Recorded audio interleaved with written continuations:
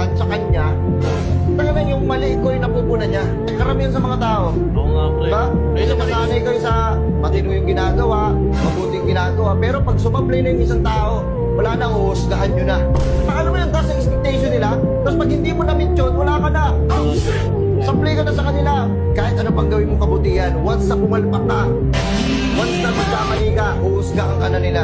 Pero pag ikaw, nasanay na yung mga tao sa'yo na puro kabutihan ginagawa mo, once na sumablay ka, nagkamali ka, wala. Wala pa. Wala ka na sa kanila.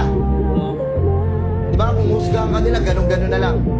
Pero ngayon, hindi nila alam, nakikisali lang sila eh. Siguro naman kayo, nagkakamali kayo. Walang taong perfect. Diba? Saka ka mahusga kung perfecto ka, tama? Kahit sino ka pa, kahit ano ka pa, nakakagawa ka ng kasalanan, hindi mo maiiwasan yan eh. Hindi mo maiiwasan na magkamali. Kasi ginagawa nilang perfect yung isang tao eh. Sa mundong to, walang perfecto, tanda mo yan. Hindi kayo perfect, walang perfect sa inyo, lahat tayo nagkakamali. Huwag tayo mahusga ng tao na wala pa kayong alam. Ay, pag di ba, pag puro mali ginawa mo, tapos bigla ka nakagawa ng tama. Ay, mapansin mo na